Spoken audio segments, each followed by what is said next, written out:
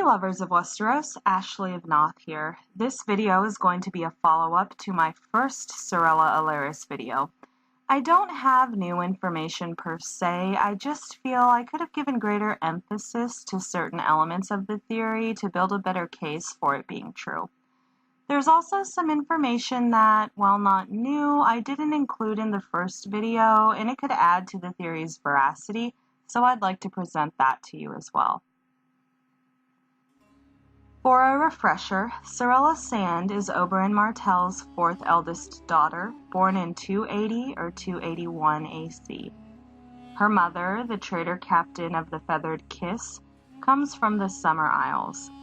Of her appearance, all that is known is that she has light brown skin. Of her character, we know she has a reputation for insatiable curiosity, loves to learn, and loves Old Town. According to her cousin Arianne, Sarella was forever pushing in where she didn't belong. Of her current whereabouts in the story, we know very little, just that Sarella is outside Dorne, beyond Prince Doran's grip. Alleras is an acolyte studying at the Citadel in Old Town. He has a Dornishman for a father and a Summer Islander for a mother, and speaks with a soft Dornish drawl, indicating, of course, that he grew up in Dorne. Of his appearance, we know that Alleras is slender, attractive, and has a soft smile. His skin is the color of teak or a light brown ale. He has curly black hair, a widow's peak, and big black eyes. Of his character, we know that Alleras is highly intelligent, having forged 3 links of his maester's chain in 1 year. Alleras is caring and loyal and generous to his friends. He displays remarkable skill with his Golden Heart longbow, has a taste for expensive Summer Isle wine, and claims not to be a lord's son. He's always smiling as if he knows some secret jape. Of his current whereabouts, obviously, we know that Alleras is at the Citadel in Old Town, having recently taken Samwell Tarly under his wing, after being tasked to do so by Archmaester Marwyn, and we know that Alleras has been at the Citadel for 1 year. As you might have guessed, the theory posits that Sarella is at the Citadel posing as a boy named Alleras. I'm not going to re-adjudicate the entire theory. If you want to learn about it, I encourage you to watch my first video covering the topic, which will be linked in the description. Here, we'll go over some information that wasn't included in that one, starting with the bathroom issue. In A Feast for Crows, we find out that Alleras and his friends like to go for drinks from time to time at a local pub. Presumably, at some point in the evening, folks would have to go to the bathroom. So you'd think that if Alleras were a woman, her male friends would notice her stealing away to make water, i.e. go to the bathroom, which she'd likely do so as not to blow her cover. This is a reasonable objection to the theory, and arguably a big hurdle for her, but Sarella Alleras has figured out a way to get around this problem, which can be found in the text. "The dragon has 3 heads, he announced in his soft Dornish drawl. Is this a riddle? Rune wanted to know. Sphinxes always speak in riddles in the tales. No riddle. Alleras sipped his wine. The rest of them were quaffing tankards of the fearsomely strong cider that the Quillen tankard was renowned for, but he preferred the strange, sweet wines of his mother's country. Even in Old Town, such wines did not come cheap." Did you catch it? Alleras sips his wine, whereas his friends quaff their ale. It's also intimated that Alleras sticks to 1 glass of wine while his friends drink tankards of ale. In other words, Alleras is drinking far less liquor at a far slower pace than his friends are. If he, or she, uses the restroom at the Citadel before leaving, and then nurses 1 glass of wine all evening, I believe Alleras wouldn't have to use the bathroom while out. I personally have done that numerous times.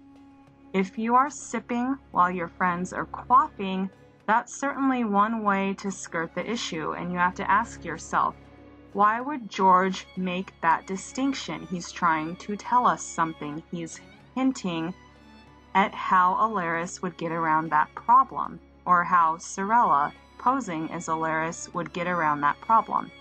So I don't count the bathroom thing as a strike against Sarella being Alleras.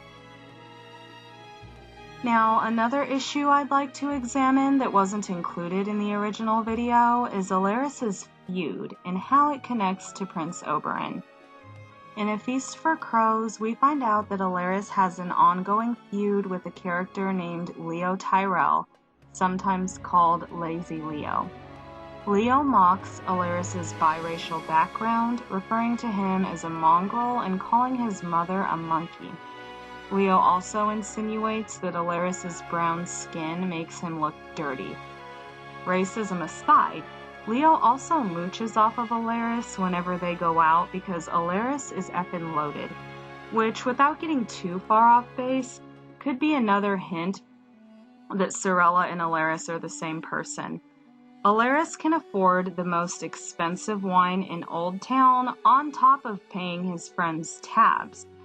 The average Joe Blow acolyte wouldn't have the means to do this, but the daughter of a Dornish prince would. Getting back to the feud, though, Leo expresses racism towards Alleras, mooches off of him, and bullies his friends. This feud with a Tyrell could be a subtle hint that Sarella is Alleras in disguise because Prince Oberyn also feuded with a Tyrell. You see, Prince Oberyn is credited for giving modern revitalization to the historical vendetta between the Martells and Tyrells, for his role in the accident that crippled Willis Tyrell, Lord Mace's eldest son and heir. So in truth, Oberyn feuded with quite a few Tyrells, given that they blame him for the accident.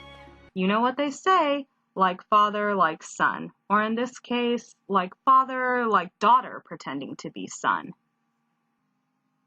Next, I'd like to discuss Sarella Alleras' skin tone. Unlike the previous two items on the addendum, I did address her skin tone in the first video. However, I didn't give it as much analysis as I should have. At the time, I failed to account for the theory that Sarella is disguised as Shae. Part of that theory is grounded in Sarella's skin color, and that will be the only part of the theory I'll be challenging. That Sarella could be Shae is rooted in the belief that Sarella's mother isn't a traditional Summer Islander, whose skin color would range from nut brown to teak to ebony to polished jet.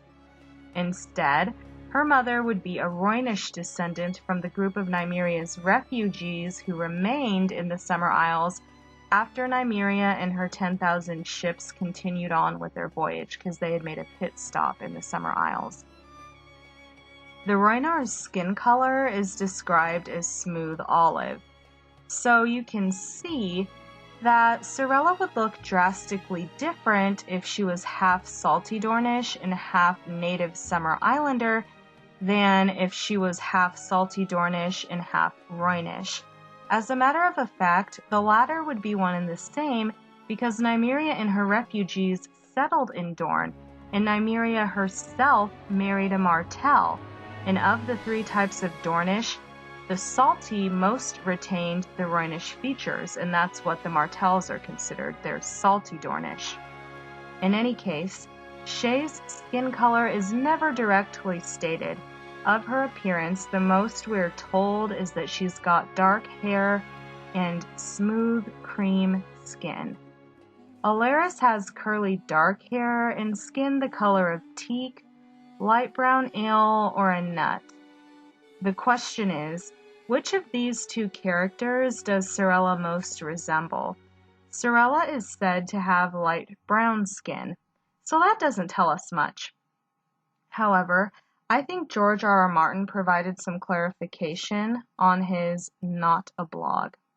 In a post dated July 4th, 2013, George commented on House Martell's casting in the show.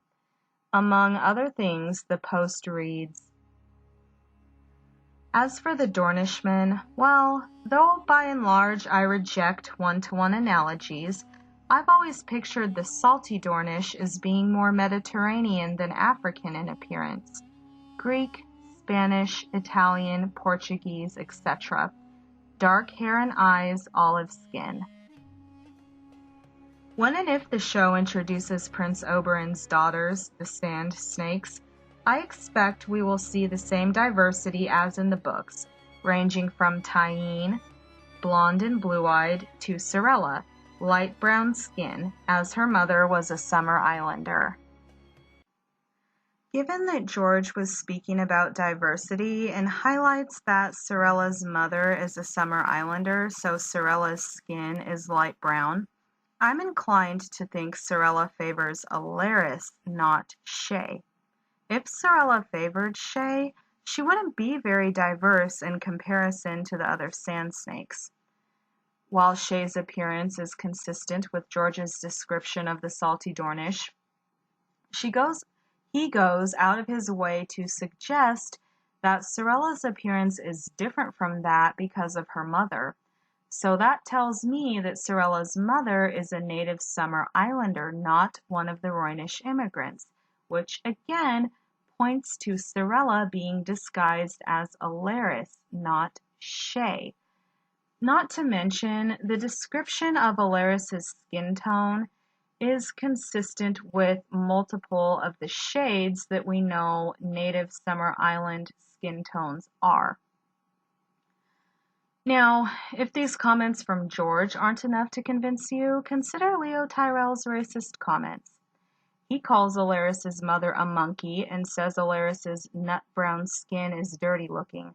That type of rhetoric is always directed at people whose skin is darker, people who are African looking, as George has described the Summer Islanders. Not at someone with smooth cream-colored skin like Shae is said to have. Plus, I'm pretty sure, if I can find it, I will put the quote on the screen for you to read, but I'm pretty sure there's a character that comes out and says, probably Lazy Leo, comes out and says that Alleras' mother is a dark-skinned Summer Islander. Again, if I can find it, I will place that on the screen. So, at the end of the day, I'm left thinking that Alleras and Sarella are one and the same, and Sarella and Shae are not. The next thing I'd like to discuss is body type. As with the previous item on the addendum, I did address this in the original video, but feel I could have been more thorough in my analysis. So here we are. Body type, or rather stature, is an important part of the theory because males and females are built differently, and if you have a woman posing as a man at a school full of men, you'd think someone would notice. In fact, as I said in the other video, some of her classmates do notice, but their indifference to women's courage blinds them to the truth. I should state that I think Marwyn knows Alleras is a girl, he just doesn't care. Possibly because he and Prince Oberyn were in cahoots, but that's a story for another day. In any case, I think George uses the classmates' observations to show the readers that Alleras is a woman, especially when contrasted with those same classmates' observations about actual men. Let's have a look at them. The A Feast for Crows prologue is where Alleras is introduced, and it's told from the viewpoint of a character named Pate. Pate is a novice at the Citadel, and the prologue is Pate witnessing Alleras and her friends on a night out at the Quill and Tankard. One of the things Pate observes during the evening is Alleras and her friend Melander playing a game where Melander discus throws an apple high into the air, and Alleras, who's an exceptional archer, shoots it down with her Golden Heart longbow. After they're done, Alleras puts her bow in its case, and Pate notes the following. The bow was carved from Golden Heart. Pate had tried to bend it once and failed. The Sphinx looks slight, but there's strength in those slim arms. So Pate notices that Alleras, by some called Sphinx, has a slight stature with slim arms. Interesting. Later on, when the Sphinx's group leaves the pub to return to the Citadel, Pate notes that before leaving, Alleras gave Pate a lingering look, then slung his bow over one slim shoulder and followed the others toward the bridge. So Pate again notices that Alleras has a slim feature. Interesting. Contrast this with Pate's observation of Melander from earlier in the evening during the archery game. If not for his foot, he would have been a knight like his father. He had the strength for it in those thick arms and broad shoulders. Far and fast the apple flew. Just from Pate's brief observations, we can see that George is drawing a deliberate distinction between Alleras' body and Melander's. Everything about Alleras is slim and slight, whereas everything about Melander is thick and broad. Look at the shoulders. Alleras' are slim, Melander's are broad. George is clearly telling us one of these people is a woman and the other is a man. Pate sees it too, but ignores the evidence, because what woman would have the unmitigated gall to infiltrate the Citadel, right? Alleras next appears further on in A Feast for Crows when Samwell Tarly arrives at the Citadel. Naturally, this chapter is told from Sam's point of view. When Sam arrives at the Citadel, Alleras intercepts him at the Seneschal's court after being sent to do so by Marwyn. "You need to slip Lorcas a penny, or you'll be waiting here 3 days," a voice beside him said. "What brings the Night's Watch to the Citadel?" The speaker was a slim, slight, comely youth, clad in doeskin breeches and a snug green brigandine with iron studs. Just as Pate did, Sam makes note of Alleras' slim and slight frame right off the bat. How interesting. But it doesn't end there. Moments after their introduction, Sam shares with Alleras everything that had gone on at the Wall, his journey with Maester Aemon, and Aemon's beliefs about Daenerys. As he spilled his guts, Sam noted that Alleras listened intently. He blinked from time to time and never interrupted. When Sam was done, he touched him lightly on the forearm with a slim brown hand and said, "Save your penny, Sam." So again, just like Pate, Sam notices that Alleras has slim features. Interesting. Contrast this now with Sam's description of Archmaester Marwyn when Sam meets him. Of the Archmaester, Sam notes, "Marwyn wore a chain of many metals around his bull's neck. Save for that, he looked more like a dockside thug than a maester. His head was too big for his body, and the way it thrust forward from his shoulders, together with that slab of jaw, made him look as if he were about to tear off someone's head. Though short and squat, he was heavy in the chest and shoulders. He had the biggest hands that Sam had ever seen." Gosh, I wish Marwyn had been in the show. In any case, you can see that Marwyn has quite the look to him. Extreme as that look might be, examples can still be found of George drawing distinctions between a man's features and a woman's. Let's look at the shoulders. Marwyn's are described as heavy, and we know Alleras' are slim. Then we have the hands. Marwyn's are the biggest Sam has ever seen, while Sam notes that Alleras' are slim. I don't mean to continue harping on this, well actually I kind of do, but I don't think it's a coincidence that in every chapter which features Alleras, George goes out of his way to note Alleras' features, using words typically associated with female anatomy, then gives us a man's features to compare them to. He's subtly telling us that there's a difference between Alleras and everyone else, and that difference is gender. And just like Pate, instantly Sam notices Alleras' feminine features, but thinks nothing of it because he's not expecting any woman would dare do what Sarella Alleras is doing. Which leads me directly into the next and final item on the addendum. Sarella's reputation for pushing in where she doesn't belong. According to Arianne, when they were younger, Sarella would tag along with Arianne's group of friends when they hung out and was seen as a bit of a nuisance. Now, it's not that Arianne disliked Sarella. On the contrary, Arianne very much loves her cousin. I just read it as Sarella was younger and Arianne didn't want her younger cousin cramping her style. I mean, for Pete's sake, when Arianne and Tyene do things like give a man a two-way handy, you might not want your younger cousin hanging around. Even so, Alleras is well liked by her peers, his peers, and no one complains about him being around. So this theory's detractors point to those inconsistencies and say that the two reputations or personalities don't equate. My response would be that, as I explained, Arianne's opinion about Sarella pushing in had little to do with Sarella's personality and more to do with her age. The notion is supported by Arianne recalling playing with Sarella, just the two of them, and Arianne never says she disliked her or found Sarella annoying then.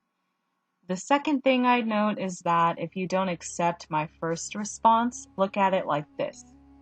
If Sarella is indeed disguising herself as Alleras and infiltrated the Citadel, that is her pushing in where she doesn't belong because women aren't permitted entry to the Citadel. So, her sheer presence in the Citadel is consistent with her propensity to go where she doesn't belong. And that's going to conclude my updated thoughts on the Sarella is Alleras theory. I'd encourage everyone to watch my first video on this because there's so much more to the theory than what I covered here. Strictly speaking, I think Sarella equals Alleras is the most solid theory in all of A Song of Ice and Fire in terms of supporting evidence, so I'd really encourage you to watch both videos if you haven't already. This video was simply intended to expand on a few select parts of the whole thing. Let me know what you think though. Do these updates bolster the theory that Sarella is Alleras? Were you already in that camp, or is the theory just a bunch of malarkey? Comment below any thoughts, questions, or concerns, and like and subscribe for more content. I'm Ashley of Naath. Thank you for watching.